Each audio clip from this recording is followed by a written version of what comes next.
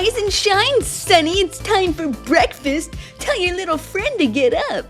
Can't wait to squeeze that booty. What? It's the best feeling I've ever had, truly. It's the best feeling ever. She is staring back at him looking questionable. Either she's nervous being on camera or she's already grossed out with him. Greg opens up the blinds to see that Mom has started on the yard work without him, as usual. And despite Joan crashing on his bed last night, Mom anticipates them to sleep separately in the future. I think maybe she'll have to take a little bit of a vacation. Even if it's for a few days, it would help out. What the hell you say? So instead of you leaving your mom's house, you want her to... Back when I was a kid, we used to get spanked for acting like morons. She tells him it's a bit nerve-wracking living with his mother and they need to get their own place. Sweet, stupid Greg tells her it's his top priority, but renting in this location isn't the same as Uganda. This is what we have to deal with for now, and we're gonna get through it. Wow. Mom does all the yard work and now she's cooking lunch. It's no wonder he's never had any plans on leaving. If I was Joan, I would be freaking out because he hasn't said anything about a plan. There's nothing. It's just wishful thinking. Living on a prayer. I don't even think he's living on a prayer. I'd move out, I would definitely miss my mother a lot. You know, it would be crazy, but that's okay. Where's Joan? What, Juno? Where? Mom, she's in the shower. What? But she just took one the night before. Oh, son, I don't know. That's a lot of showers. I swear I had this exact same conversation when I was living at my aunt's house. Well, there goes my water bill. I'm gonna have to get a timer for her. When you have your own house and you start paying your bills, you'll see how conscious you become. Yeah, but Mom, I almost never shower, so it's like we balance each other out. Damn it, Greg! When I was growing up in America, we all shared the same bathwater. You're right. leave it You're like this absolutely for now, right. okay? You're right. I'm not upset. Oh, okay, Mom, whatever you say. My biggest concern is keeping you happy. Mom tells us that he hardly does anything around the house. He has never paid rent, but he makes sure they have food in the pantry. I have a feeling that after 2 weeks, tops, she's gonna go back. Or she might just move out without him. And I would think that she could do that because she's got the cash, right? Lose him. Oh. Was she climbing on you? Yeah. What? You don't like my dogs trying to eat your breakfast? Well, if you don't feed them from your mouth like a mommy bird, this isn't gonna work out, Greg. First she's taking showers, and now the dog can't even eat her food. What is this, Greg? Gregory says you'd like to take a lot of showers. Oh, Greg, you poor thing. Is Mom messing up the vibrations? I know what'll fix this. Hang on. I'm coming.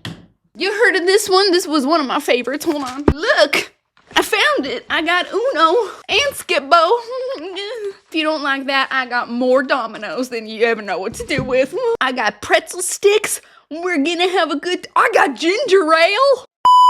Are they long showers? I'm only saying that because everything went sky high here. Are they hot showers? The look on Greg's face says it all. Joan is not going to happily stay there, and I don't blame her. I wouldn't want to stay in a home where I am being infantilized, but also I don't blame the mom either. If she has any hope of Greg leaving, it's Joan dragging him out. And I kind of wonder if the mom is doing this a little bit on purpose to speed things along. This isn't me. I have to take 2 showers. She grew up showering first thing in the morning and right before bed because it's normally very hot and sweaty in Uganda. If you could just help Gregory keep his room tidy and... All right, Joan. Listen up.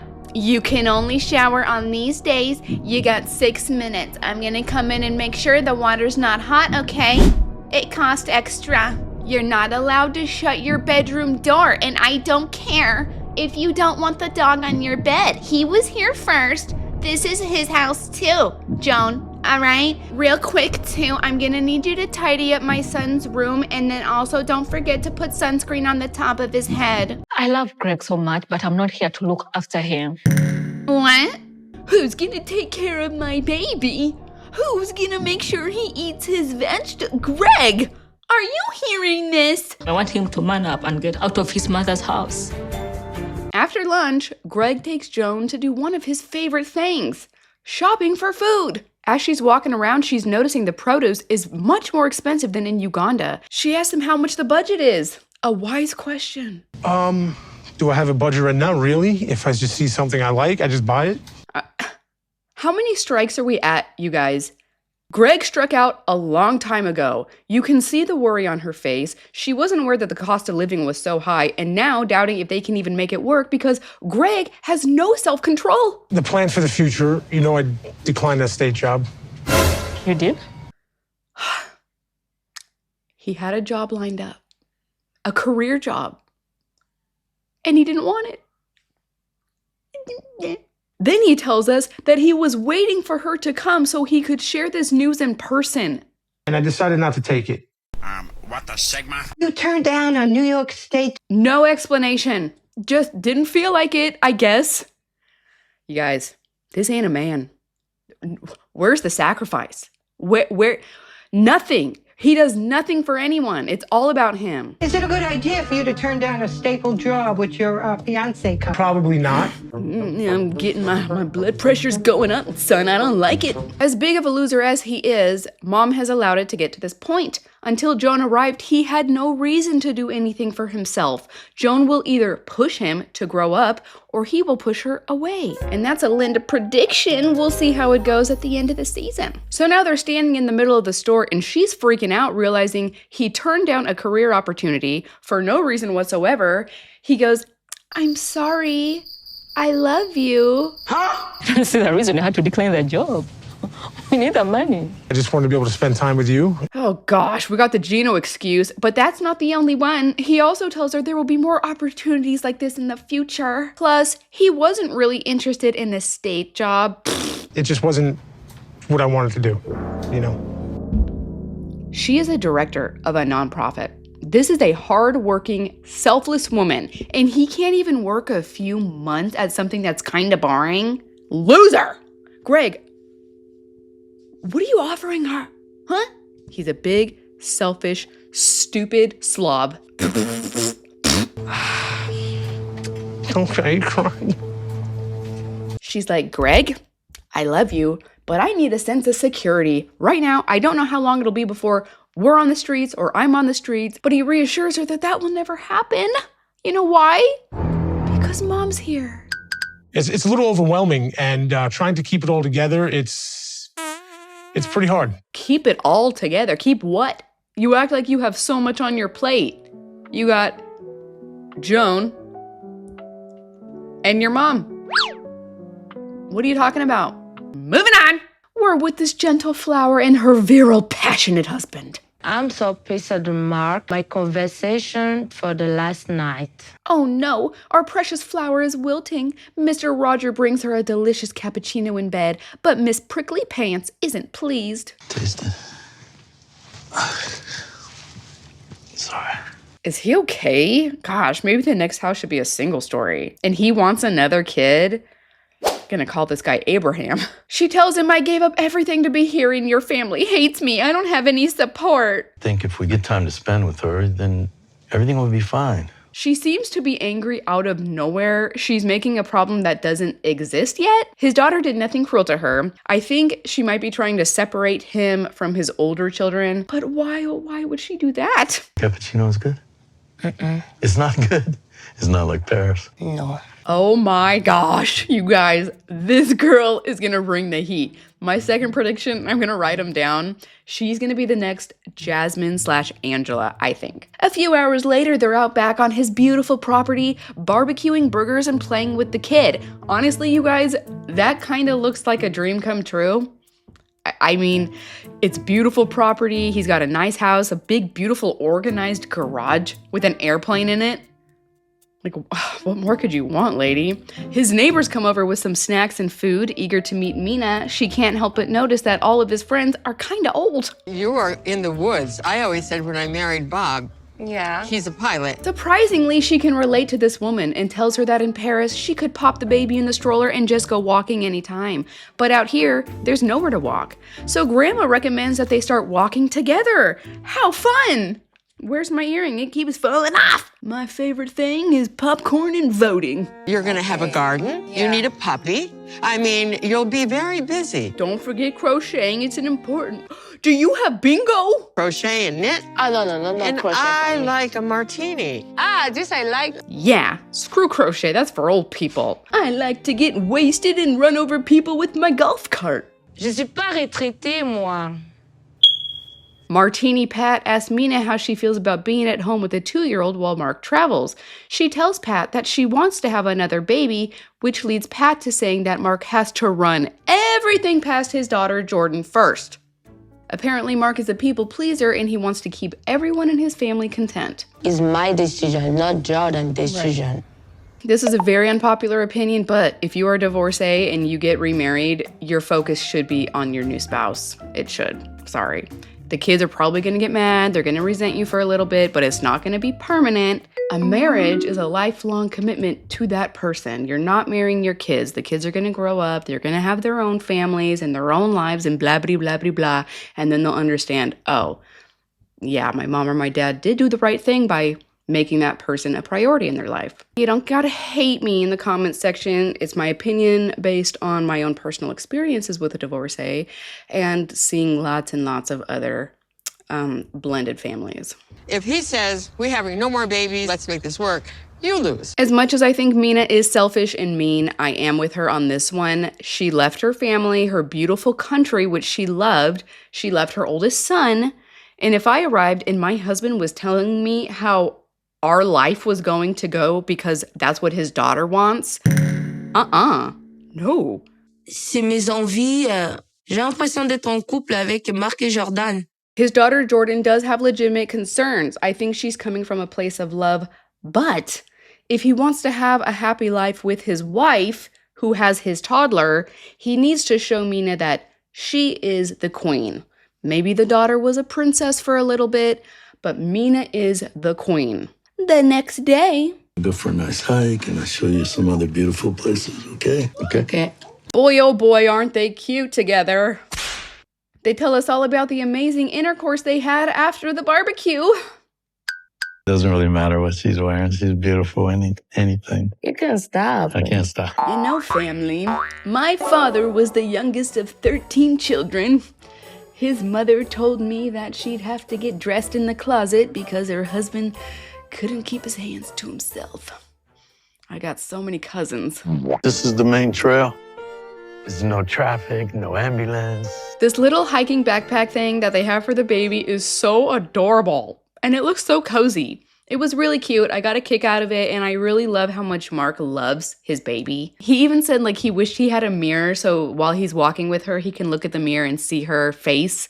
I just thought it was really sweet. You know, even if he's old and he won't be in her life for a long time, at least she'll remember my daddy adored me.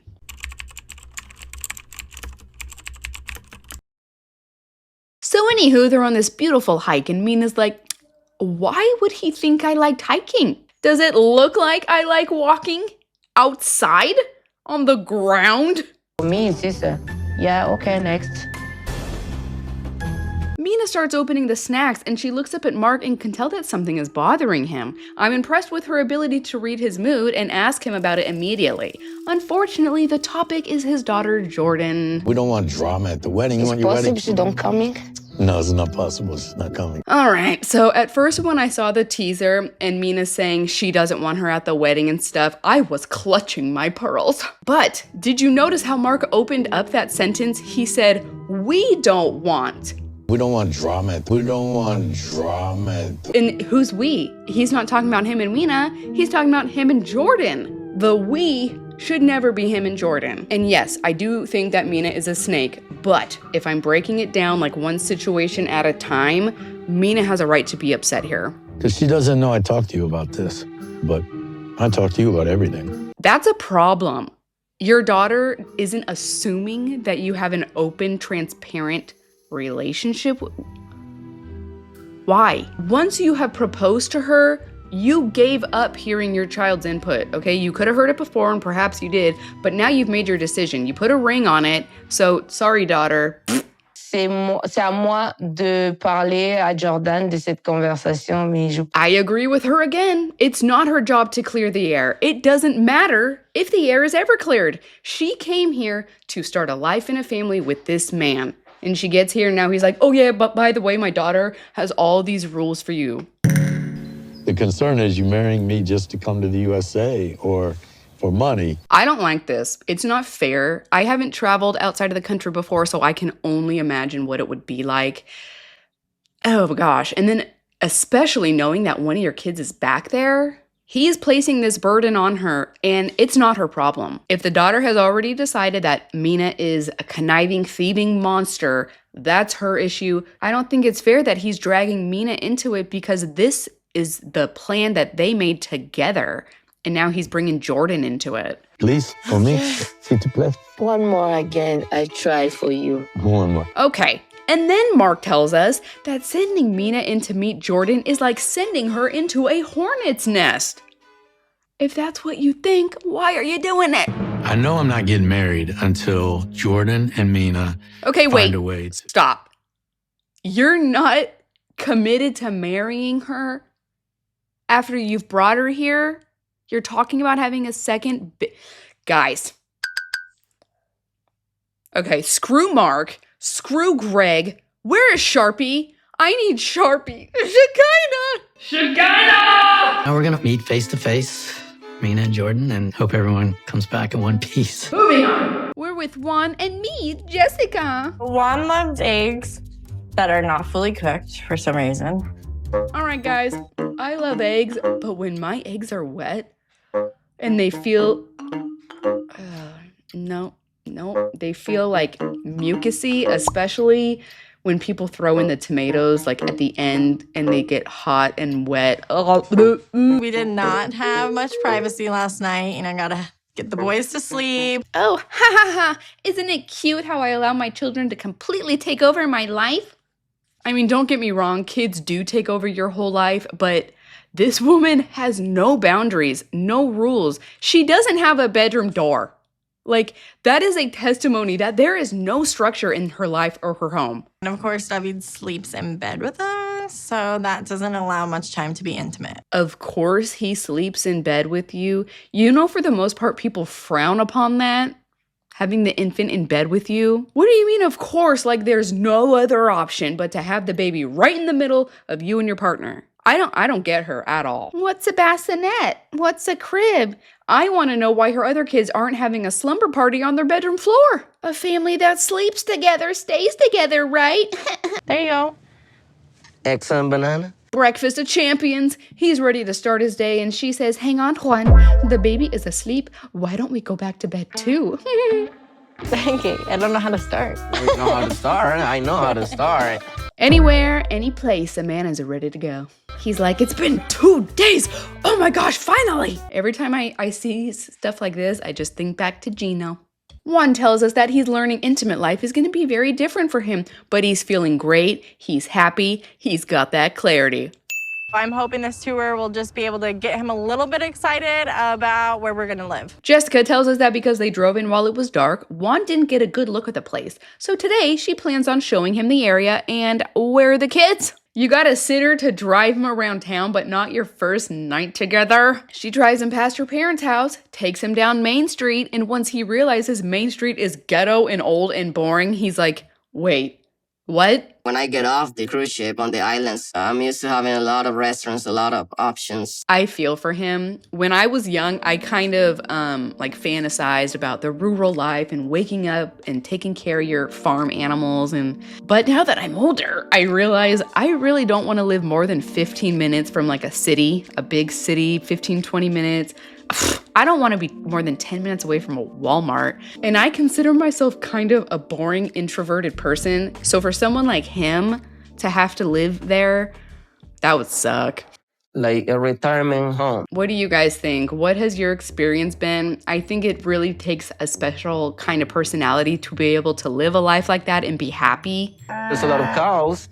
If you like cows, you can go visit the farmers. I have to say I am surprised that he has such a good attitude, especially because it seems like Jessica was doing everything in her power to scare him away. And what about like the cruise? Like what do you think is gonna be the most different from the cruise? What's gonna be different?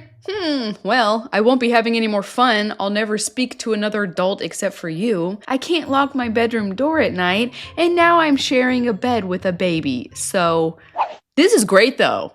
Thanks. Jessica tells him living in this town is just like being on the cruise. There's about 1,000 people here, and hey, the ship only had one bar and we've got like 2. You like live in a small community already. You have one bar. We have more bars here than you do on the ship. He's like, well, actually, no. This is very different than living on a cruise ship. At no point at all was he ever being a jerk to her. He wasn't being mean. If anything, I think that she is doing her best to just be blissfully ignorant of his feelings. I think she's wrong and she just don't want to accept it. Wow. I might be psychic. Juan is starting to feel frustrated. He knows that she knows this is a completely different life. He's like, I don't know why she's just ignoring reality and not helping me adjust to my new life. It is not the same thing, and we all know that. Besides her, I guess. How long is this attitude, his positive attitude, going to last before he's had it? Now, it is evening. Still no sign of her rambunctious, snot-nosed devil children, and she's decided she is going to take Juan to meet her bestest friends. But first, change out of what you're wearing, Juan. You look like an idiot. We're going to all have a few drinks, and then I'm sure they're gonna grill Juan just a little bit. Oh, goody. Let the good times roll. Juan, you lucky bastard. So he changes out of his white shirt and she's still not happy. It's important for them to feel like his intentions are good. Okay, I'm a little confused. Bamboozled. Confuzzled. Why are you so quick to take the side of your friends who have never met this man? So he puts on his third shirt, then he's finally like, where are we even going? What am I getting dressed up for? I don't know, it's like a dive bar, but not really. What exactly? Wow, Juan, you better get your finest tux on. Wouldn't want to look bad at this dive bar. She's like, well, I guess your outfit is fine. And he goes, who are we meeting anyway? She's like, well, some of my coworkers and blah, blah, blah, blah, blah, blah. And you know that one girl, Megan? And Megan and Herb are coming. You what? The last time he saw Megan, she was accusing him of being a cheater, even though he denied ever doing anything wrong. He doesn't appreciate that Jessica just dropped this bomb on him, and neither do I. I seriously don't know what she is thinking. It is like she's trying to push him away. I don't know how else to put it. I just think Megan is like really negative towards me. And I don't want to feel that. He's like, there's a lot of people that I'm going to be meeting for the first time tonight. This is going to be really embarrassing for me. So far, Juan has been so patient and gracious.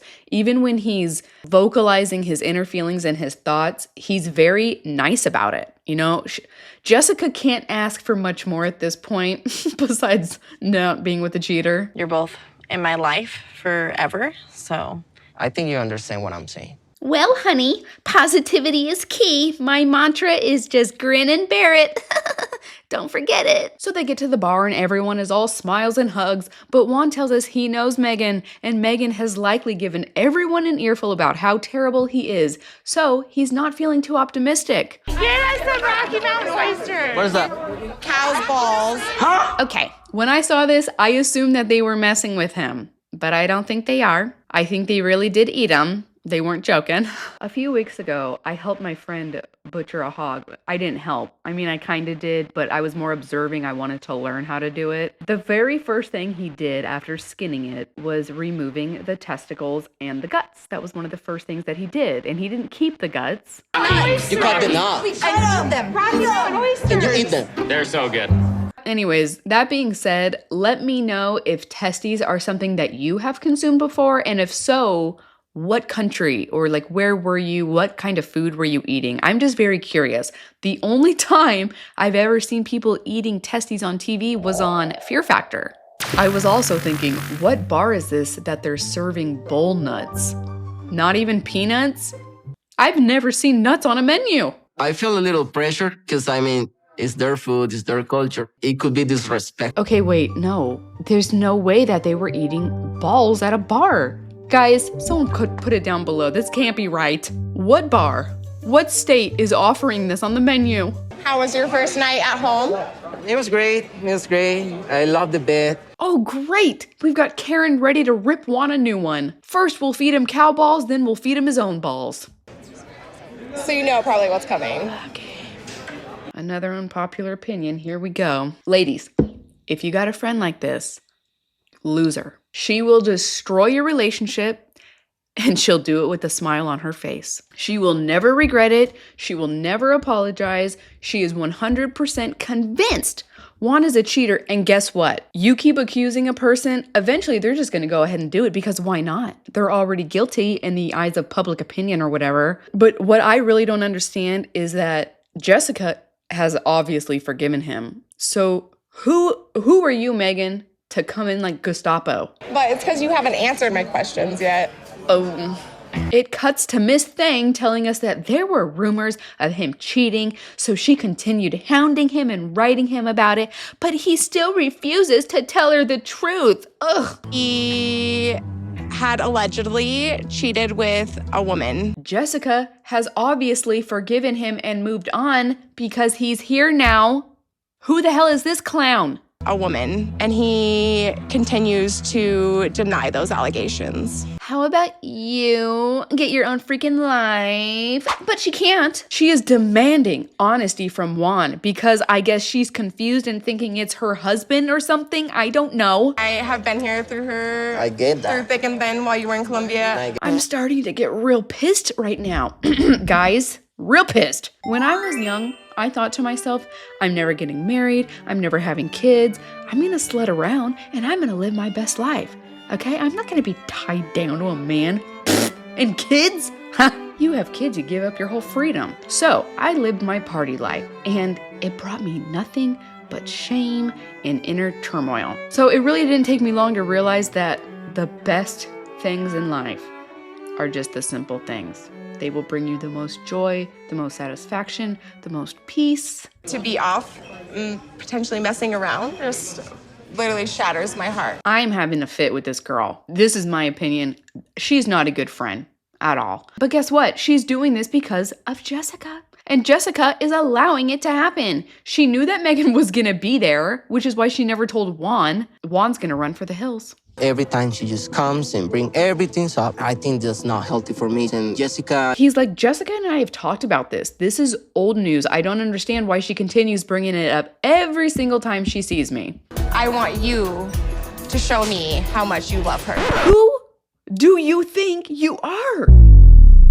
Why would he have any desire to prove anything to you, ever? You are nothing. And this passive-aggressive attitude with the smile on your face, get out of here. Go home. It's going great. So great.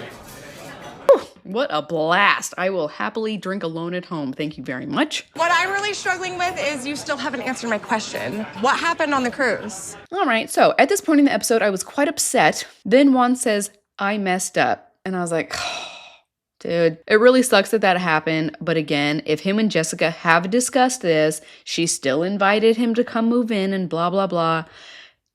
Megan needs to mind her own business. Did you sleep with that girl? I did. Why are you acting like your mom just died?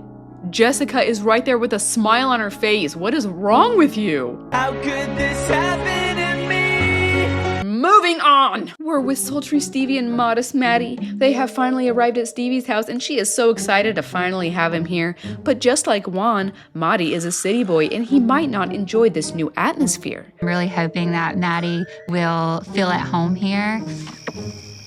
So far, I really like these two. Their love seems genuine and innocent to me. Maddie seems sentimental and gentle, so I'm liking them so far. What do you have boobs everywhere?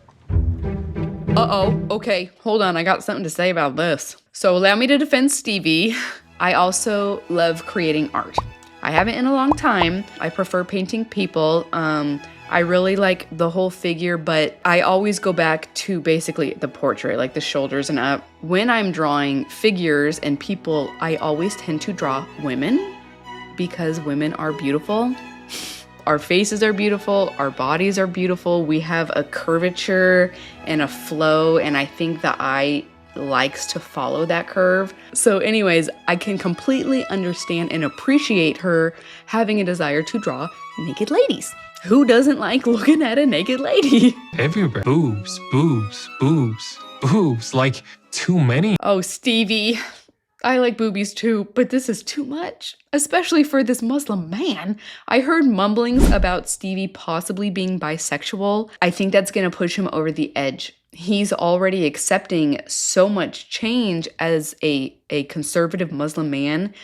Wasn't she living in New Orleans? Like, that's a huge shift. If he finds out that Stevie is also into women, I think that's going to be too much for him. From a country that you might be able to get arrested if you have a naked girl picture. So for Maddie, living in a house that is covered in titties is a little bit nerve-wracking. I am a little bit confused why Stevie made zero effort to attempt to like stack up some of those canvases into the corner of a room or something. He doesn't need 20 sets of knockers staring at him in the hallway. This is the desk that you picked out. Oh, I love it. Oh my God. Oh, that's great. Just then, Stevie's kitty cat comes out to greet Maddie. All of a sudden, there is a horrific music track playing in the background, and I'm like, what's wrong with the cat? Is it violent and aggressive? Cats in Iran live outside of the house. I'm sorry, but this is the very first time touching. Okay, so that was my bad. I'm just an ignorant American. I assumed she had a mean cat, but no, Maddie just doesn't like cats. My mom has always told me that if you touch them, you'll get sick. This lesson stuck with him because his mother declared that when she was pregnant, a cat got her sick by simply walking into the house. I really do love hearing your guys' perspective or stories, so please tell me down below. I don't think I can do it. I don't think I can touch them. It's just really weird. So he's feeling a little strange. He's surrounded by boobies. He thinks cats are dirty and cursed. Then she brings him to bed, and on the nightstand is a small painting that she did of him. I didn't know you were like doing this a lot. I've seen like 10 boobs since I got in the house. I'm in a pickle on this one because when I was really into doing my art, everyone knew about it. How could he not know her painting style? That's weird to me. Trying hard to just see the artistic thing in it, but I don't see anything artistic. I completely understand her side of things, but I completely understand his side of things too. And I would imagine he's thinking, what happens when my family watches this back on TV? Or what happens if they come and visit our apartment? Like, that's going to be really uncomfortable. Always told me that she doesn't like men. She doesn't like to paint them. She doesn't want to like... Wait. That's different. She doesn't like men. Okay, wait. I would prefer to paint a woman over a man simply because women are more beautiful. But I'm not attracted to women in that sense. And that's a very blanket statement as well. I don't like men. How is he supposed to feel with that? If Stevi tells me that she's bisexual or something like that, honestly, I think I'm catfished. Well, these two little lovebirds go to bed. Stevi is quite carefree and giggly. I still like her. Maddie wakes up saying he's seen so many horror movies, and waking up in her apartment is kind of like a horror movie. You had a really scary doll. Big boy. Yeah. I really like Maddie's calm behavior, but I'm also wondering if he's this quiet on camera because he's scared. I don't know. I don't think I'm the first person who has noticed this either. Some others seem to think that he has some sinister motives. I don't get that feeling at all, but I would like to hear what you guys think. We have viewers from all over the globe. And I've never traveled out of America, so I want to hear what you guys think. I have watched so many American scary movies, and most of them were like in these kind of houses. What is this decor? She has quotes from the Cheshire Cat and a random knife sitting on a shelf. This isn't eclectic, it's psychotic. Maddie hasn't seen Hattiesburg in daylight yet. So we're gonna swing by so I can show him the downtown. Oh boy, and after he's done seeing the downtown, I'm gonna introduce him to my pa. We can't forget our Trump pins. I know that my dad loves all people. But her family and her friends are all a bit worried because in American news, the love bombing us, so... But Jessica is feeling hopeful that if anyone can make Maddie feel at home, it's her dad. This is the turn lane, so they can keep going. Oh, that's amazing. All right, guys. I was born and raised in California, homegrown for 30 years. I learned that this is a suicide lane. Of course, not at the end of it, but prior to that, it's a suicide lane. You're supposed to enter and exit that lane at the same speed of the traffic around it. I learned this in driving school, and I still see people just parked in that lane with their blinker on. So there's something that I need to tell you like before tonight that I haven't told you yet. All right. Stevi reveals to Maddie that even though she told him she was gonna tell her dad about their engagement, she never told her dad anything about Maddie. Like nothing? Like who I am? Yeah, no, I didn't. I'm a little bit worried about him. Is he depressed? Seriously, you guys, I don't want to diminish the fact that he might be nervous on camera, but I don't know. He seems like sad or something. Thought I had more time to tell him before he came. Like you had a year. He tells her that she has put him in a very difficult situation. Her dad is already in a fragile state, and now here he comes to drop a bomb on him. No, wait. What if I told him and he said, absolutely not, you're not doing this, and how we even got through the process of getting you here? She tells him because her dad fell ill, she couldn't find the right time to tell him. But Maddie is like, if you loved me and you were serious about our relationship, you would have said something. So he's taking it a bit personal, and she's like, no. I'm super anxious because I know your dad. He's following the news all the time. He knows a lot. Maddie feels like he has a singular opportunity to prove to her dad that he isn't some jihadist, and now he's upset with her for allowing him to be in this position. She had so much time to prepare her father for meeting, and she neglected to do it. They have a new reason to doubt me. I really don't know how she could do this. In the next episode. Sharpie will arrive to America kissing cows and complaining about Shekinah's tiny apartment. I imagine that a little bigger. Then Jessica's darling friend break down in tears, finding out that Juan cheated. I don't understand why it's ruining her life. It's taken a year for you to admit this to me, Juan, when I confronted you in Colombia a year ago. Oh, Juan, how could you keep these secrets from me? A perfect stranger. Stevie's dad asks once again if he's gonna make her wear a jihad. Is he gonna make you wear a jihad? How has she not corrected him yet? Mark's daughter attacks Mina for coming into his life and wanting children. How do I know you're not just with my dad for his money? I think you're a snake. I love you all so much. Thank you for watching till the end, and I want to thank you for all your well wishes for my grandma and for myself. You guys are the best. Make sure you eat all your vegetables and brush your teeth tonight, and don't forget to tell your mama you love her. I love you guys, and I'll see you in the next episode. Bye! God bless America, my home, sweet home.